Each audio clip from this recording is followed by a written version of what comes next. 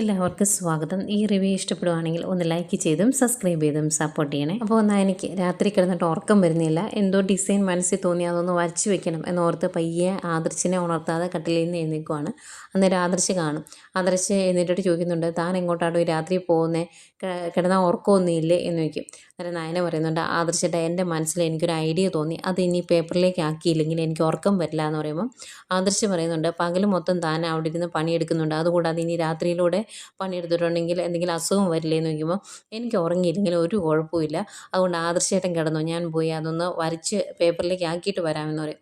അന്നേരം ആദർശ് ചോദിക്കുന്നുണ്ട് കേട്ടോ, ഞാനിവിടെ കൂട്ട് വരണമെന്ന്. അന്നേരം കൂട്ടൊന്നും വരണ്ട, ഉറങ്ങാതിരുന്നിട്ടുണ്ടെങ്കിൽ നാളെ ആദർശേട്ടൻ ഓഫീസിൽ പോകാൻ പറ്റില്ല, അതുകൊണ്ട് ആദർശേട്ടൻ കിടന്നു, ഞാനിത് വരച്ചിട്ട് വരാം എന്ന് പറഞ്ഞ് ആദർശനോട് കിടന്നോളാൻ പറഞ്ഞിട്ട് നയന ഇറങ്ങി പോരുവാണ്. അത് കഴിഞ്ഞ് നയനെ പുറത്ത് പോയിരുന്ന് ഡിസൈൻ വരയ്ക്കുന്നുണ്ട്. ഈ സമയം ദേവയാനിക്കും ഉറക്കം വരുന്നില്ല കേട്ടോ, തിരിഞ്ഞും മറിഞ്ഞും കിടക്കുവാണ്. എന്നിട്ട് പയ്യെ ജയൻ അറിയാതെ ദേവയാനി എഴുന്നേറ്റ് പോരുന്നുണ്ട്. പയ്യെ പയ്യെ എഴുന്നേറ്റ് പോരുന്നത് ജയൻ അറിയാതിരിക്കാൻ വേണ്ടി.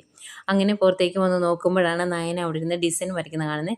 അന്നേരം അടുത്തേക്ക് വന്നിട്ട് ചോദിക്കുന്നുണ്ട്, ഇതെന്താ മോളെ, മോൾക്ക് ഉറക്കമൊന്നും ഇല്ലേ എന്ന് ചോദിക്കും. അന്നേരം അമ്മ, എനിക്കൊരു ഡിസൈൻ തോന്നി, അതൊന്ന് പേപ്പറിലേക്ക് വരച്ചില്ലേ, എനിക്ക് ഉറക്കം വരില്ല, അതുകൊണ്ട് ഇങ്ങ് പോകുന്നതാണ് എന്ന് പറയുമ്പോൾ, ഇങ്ങനെ രാത്രിയിൽ ഇരുന്ന് വരച്ചിട്ടുണ്ടെങ്കിൽ ക്ഷീണം വരില്ലേ, ഞാൻ മോൾക്ക് ഒരു നല്ല കാപ്പി എടുത്തുകൊണ്ട് വരട്ടെ എന്ന് ചോദിക്കും.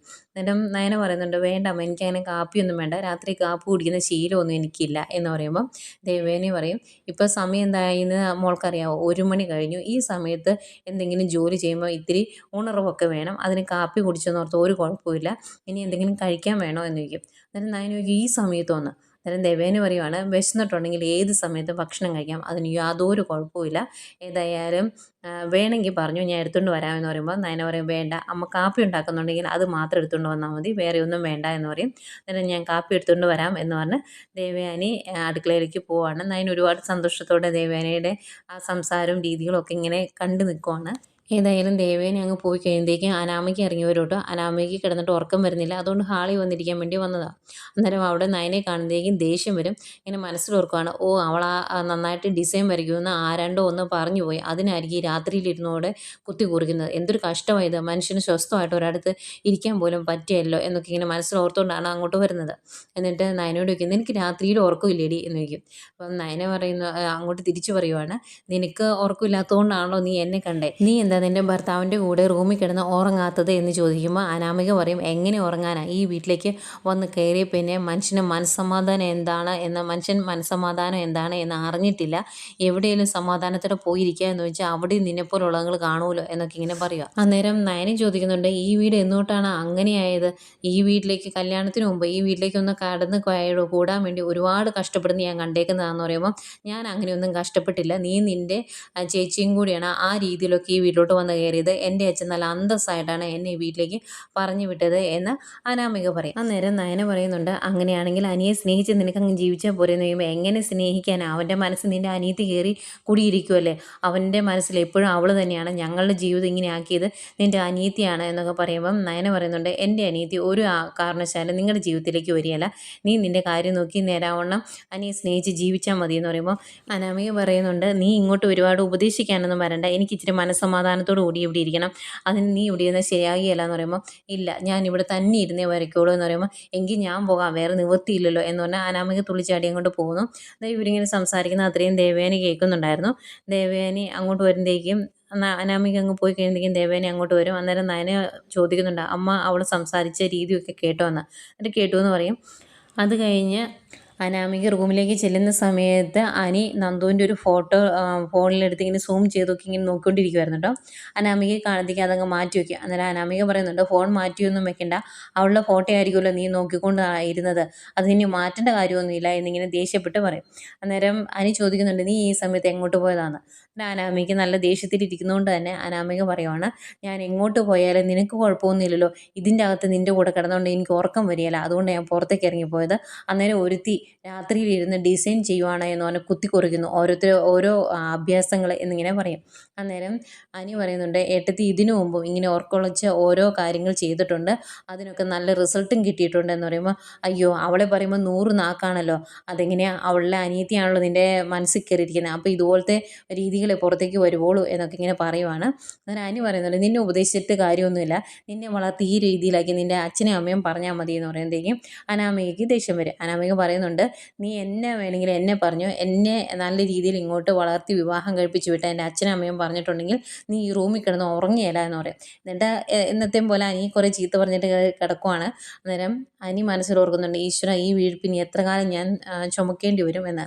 പിന്നെയും നയനയും ദേവയാനിയും തന്നെയാണ് കാണിക്കുന്നത്. ദേവയാനി നയനോട് ചോദിക്കുക, മോളോട് യാതൊരു റെസ്പെക്റ്റും ഇല്ലാതെയല്ലേ അവൾ സംസാരിക്കുന്നത്, ഏട്ടത്തിയല്ലേ, ആ ഒരു പരിഗണന തരണ്ടേ എന്നിങ്ങനെ ചോദിക്കുമ്പോൾ നയന പറയുന്നുണ്ട്, എന്നോട് റെസ്പെക്റ്റ് ഒന്നും വേണ്ടായിരുന്നു, അവൾ അനിയെ നല്ല രീതിയിലൊന്ന് സ്നേഹിച്ചാൽ മതിയായിരുന്നു എന്ന് പറയുക. അന്നേരം ദേവയാനിയും പറയുന്നുണ്ട്, അതെൻ്റെ വലിയൊരു സങ്കടമാണ്.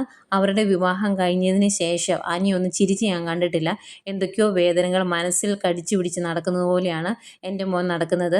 എനിക്ക് ആദർശിനെ പോലെ തന്നെയാണ് അനി, അതുപോലെ തന്നെ ശുദ്ധ മനസ്സാണ് അവൻ്റേത്. അവൻ വിഷമിക്കുന്നത് എനിക്ക് കണ്ടു നിൽക്കാൻ പറ്റില്ല.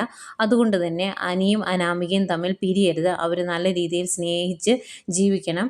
അതിനിടയിലേക്ക് മോളുടെ അനിയത്തി കയറി വരരുത്, മോളുടെ അനിയത്തി മൂലം അവരുടെ ജീവിതത്തിൽ ഇനി ഒന്നും സംഭവിക്കരുത് എന്നൊക്കെ പറയുമ്പം നയന പറയുന്നുണ്ട്, അങ്ങനെയൊന്നും സംഭവിക്കില്ല, അവളെ ഞാൻ കാര്യങ്ങൾ പറഞ്ഞ് മനസ്സിലാക്കിക്കോളാം എന്ന് പറയുമ്പം ദേവയാനി പറയും, ഞാനും സ്നേഹപൂർവ്വം അനിയോട് പറഞ്ഞു നോക്കാം, അവനത് അനുസരിക്കുമോ എന്നൊന്നും എനിക്കറിയില്ല എന്ന് പറയും. എന്നിട്ട് കാപ്പിക്ക് കടുപ്പം കൂടുതലാണെന്ന് കഴിയുമ്പോൾ കുറച്ച് എന്നിങ്ങനെ നയന പറയും. അന്നേരം ദേവയാനി പറയുന്നുണ്ട്, അത് ഞാൻ മനഃപൂർവ്വം ഇട്ടതാണ്, ഇങ്ങനെ രാത്രിയിലിരുന്ന് വർക്ക് ചെയ്യുമ്പോൾ ഇത്തിരി കടുപ്പത്തിൽ കഴിച്ചാലേ ശരിയാകുള്ളൂ എന്ന് പറയും. എന്നിട്ട് ചോദിക്കുന്നുണ്ട്, മോള് വരച്ച ഡിസൈൻ ഒന്ന് കാണട്ടെ എന്തി എന്ന് ചോദിക്കും. എന്നിട്ട് അവിടെ ഇരിക്കുന്ന പേപ്പർ എടുത്ത് നോക്കുവാണ്. അന്നേരം ഹായ് നല്ല രസമുണ്ടല്ലോ മോളെ എന്ന് പറയുമ്പോൾ അമ്മ അത് പൂർത്തിയായിട്ടില്ല എന്ന് നയന പറയും.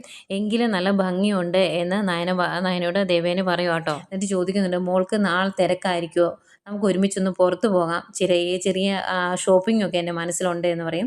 അന്നേരം നയന പറയുന്നുണ്ട്, അങ്ങനെയാണെങ്കിൽ ആദർശേട്ടനോട് പറഞ്ഞിട്ട് ഞാനും ഓഫീസിൽ നിന്ന് ഇറങ്ങാം, നവ്യേച്ചിയുടെ 7ാം മാസമല്ലേ, അതിനുവേണ്ടി എന്തെങ്കിലുമൊക്കെ വാങ്ങാനാണ് എന്ന് പറയാമെന്ന് പറയും. അന്നേരം ഭയങ്കര സന്തോഷമാകുന്നുണ്ട് ദേവയാനിക്ക്. പിന്നെ കാണിക്കുന്നത് ഒരു പാട്ടാണ്. അതിൻ്റെ അകത്ത് നല്ല രീതിയിൽ നമ്മുടെ ദേവയാനിയും നയനയും കൂടെ ഒരുമിച്ച് പുറത്ത് പോകുന്നതും ദേവയാനി നയനയെ ആരതി ഒഴിയുന്നതും ഭക്ഷണം വായി വെച്ച് കൊടുക്കുന്നതും രണ്ടുപേരും സ്കൂട്ടറിൽ പോകുന്നതും ഒക്കെ ആയിട്ട് കുറേ സീൻ കാണിക്കുന്നുണ്ട്. ഇത് നയനയുടെ ആരുടെയെങ്കിലും ഓർമ്മയാണോ എന്നറിയില്ല, ഏതായാലും അങ്ങനെയുള്ള കുറേ സീനുകളൊക്കെ കാണിക്കുന്നുണ്ട്. പിന്നെ കാണിക്കുന്നത് നയന കുളിയൊക്കെ കഴിഞ്ഞ് തലമുടി തോർത്തിക്കൊണ്ടിരിക്കുവാണ്ട് ഹാളിൽ നിന്ന് അന്തേക്കും ദേവയാനി അങ്ങോട്ട് വരും. എന്നിട്ട് ഇങ്ങനെ തോർത്തിക്കൊണ്ടിരുന്നുണ്ടെങ്കിൽ തലയിൽ വെള്ളം പോകില്ല, നന്നായിട്ട് കാട്ടെ എന്ന് പറഞ്ഞ് മേടിച്ച് തോർത്തി കൊടുക്കുക. അന്നേരം നയന പറയുന്നുണ്ട്, അമ്മ എൻ്റെ കാര്യമല്ല ശരിക്കും നോക്കേണ്ടത്, അമ്മയുടെ കാര്യങ്ങളല്ലേ, എൻ്റെ കാര്യത്തിൽ അങ്ങനെ വലിയ പ്രശ്നങ്ങളൊന്നുമില്ല എന്ന് പറയുമ്പം ദേവയാനി പറയുന്നുണ്ട്, അങ്ങനെയല്ല, ഞാൻ അമ്മയും അമ്മായിമ്മയും ഒക്കെയാണ്, മോൾ അങ്ങനെയല്ല, മോൾ ചെറുപ്പമാണ്, അതുകൊണ്ട് ഇങ്ങനെയുള്ള കാര്യങ്ങളൊക്കെ ശ്രദ്ധിക്കണ്ടേ എന്നൊക്കെ ചോദിച്ച് ഭയങ്കര സ്നേഹത്തോടെ തല തോർത്തി കൊടുത്തുകൊണ്ടിരിക്കുമ്പോഴാണ് അങ്ങോട്ട് മുത്തശ്ശി വരുന്നത്. മുത്തശ്ശിക്ക് അത് വിശ്വസിക്കാൻ പറ്റുന്നില്ല കേട്ടോ. ഇങ്ങനെ അന്തിച്ച് നോക്കി നിൽക്കും കുറച്ച് നേരം. എന്നിട്ട് ഇവരുടെ അടുത്തേക്ക് വരുവാണ്. അന്തയും നയന പെട്ടെന്ന് പറയുന്നത് മുത്തശ്ശി എന്ന്. അന്നേരം ആ തോർത്തിക്കൊണ്ടിരുന്ന തോർത്തെടുത്ത് ഒറ്റ ഏറ് കൊടുക്കും കയ്യിലോട്ട്, നയനയുടെ കയ്യിലോട്ട്. എന്നിട്ട് എത്ര പറഞ്ഞാലും കേൾക്കുമല്ലോ, അതെങ്ങനെ അനുസരണ എന്ന് പറഞ്ഞത് 7 അയൽവക്കത്തോട്ട് പോയിട്ടില്ലല്ലോ എന്നൊക്കെ പറഞ്ഞ് ദേഷ്യപ്പെടുക. അന്തേക്കും മുത്തശ്ശി വന്നിട്ട്, ആഹാ അപ്പോൾ അമ്മായിമ്മയ്ക്ക് മരുമോളുടെ തലമുടി തോർത്തി കൊടുക്കാനൊക്കെ അറിയാമല്ലേ എന്ന് ചോദിക്കുമ്പോൾ, ഞാൻ തോർത്തി കൊടുത്തൊന്നുമല്ല, എത്ര തവണ പറഞ്ഞാലും കേൾക്കില്ല, ഞാൻ ഇങ്ങോട്ട് വരുമ്പം തലേന്ന് വെള്ളം ഇറ്റിറ്റ് വീഴുക, അതിങ്ങനെ തലയിൽ താന്ന് വല്ല പനിയോ ജലദോഷമോ പിടിച്ചുകൊണ്ടെങ്കിൽ നേരെ വീട്ടിലോട്ട് വെച്ച് പിടിക്കും, പിന്നെ എൻ്റെ മോനെ ഇവിടെ കിടന്ന് കഷ്ടപ്പെടുന്നത് അതുകൊണ്ടാണ് എന്ന് പറയും. അന്നേരം മുത്തശ്ശി ചോദിക്കും, അങ്ങനെ മോൾക്ക് പനി വന്നാലും നീ വീട്ടിൽ വിടാറില്ലല്ലോ, ഇനിയിപ്പോൾ മോള് വീട്ടിൽ പോയാലും ആദർശിന് എന്തെങ്കിലും കുഴപ്പമുള്ളതായിട്ട് എനിക്ക് തോന്നുന്നില്ല, ഉണ്ടോ മോളെ എന്ന് ചോദിക്കുന്നതേക്കും നയന, ചെറിയ പ്രശ്നമൊക്കെ ഉണ്ട് മുത്തശ്ശി, എന്നെ എപ്പോഴും ഫോൺ വിളിച്ചുകൊണ്ടൊക്കെ ഇരിക്കുമെന്ന് പറയും. അന്നേരം ദേവേനെ പറയും, കേട്ടല്ലോ, അവളുടെ വീട്ടിലോട്ട് പോയി കഴിഞ്ഞിട്ടുണ്ടെങ്കിൽ ഇവൾക്ക് കുഴപ്പമൊന്നുമില്ല, പക്ഷേ എൻ്റെ മോനാണ് ശ്വാസം മുട്ടലും കാര്യങ്ങളൊക്കെ ഉള്ളത്, അവനെ നോക്കാൻ എപ്പോഴും ഒരാൾ വേണം, അതുകൊണ്ടാണ്, അല്ലാതെ ഇവളോടുള്ള സ്നേഹം കൊണ്ടൊന്നുമല്ല ഞാൻ ഇവളുടെ തല തോർത്തി കൊടുത്തത് എന്നൊക്കെ പറഞ്ഞിട്ട് തുള്ളിച്ചാടി പോകുന്ന പോലെ നല്ല രീതിയിൽ അഭിനയിച്ചിട്ട് അങ്ങ് പോവാണ് ദേവയാനി. അന്നേരം മുത്തശ്ശി നയനോട് പറയുന്നുണ്ട്, അതൊന്നും അല്ല മോളെ കാരണം, അവളുടെ മനസ്സിൽ മോളോട് സ്നേഹമുണ്ട്, അതുകൊണ്ടാണ് ഇങ്ങനെയൊക്കെ ചെയ്യുന്നത് എന്ന് പറയും. അന്നേരം നയന പറയുന്നുണ്ട്, എനിക്ക് അങ്ങനെയൊന്നും തോന്നിയില്ല മുത്തശ്ശിന്ന്. അന്നേരം മുത്തശ്ശി പറയും, അങ്ങനെയല്ല, അവൾക്ക് നല്ല മാറ്റമുണ്ട് ഇപ്പോൾ എന്ന് പറയുമ്പോൾ, അത് വലിയൊരു ഓപ്പറേഷൻ കഴിഞ്ഞ് ജീവിതത്തിലോട്ട് വന്നതല്ലേ മുത്തശ്ശി, അതുകൊണ്ടായിരിക്കും എന്ന് പറയുമ്പോൾ മുത്തശ്ശി പിന്നെയും പറയുവാണ്, അതൊന്നും അല്ല ദൈവം, എനിക്ക് നല്ല മാറ്റം ഉണ്ടെന്ന്. അങ്ങനെ സംശയത്തോടെ നിൽക്കുന്ന മുത്തശ്ശിയെ കാണിച്ചുകൊണ്ട് ഇന്നത്തെ എപ്പിസോഡ് അവസാനിക്കുന്നു.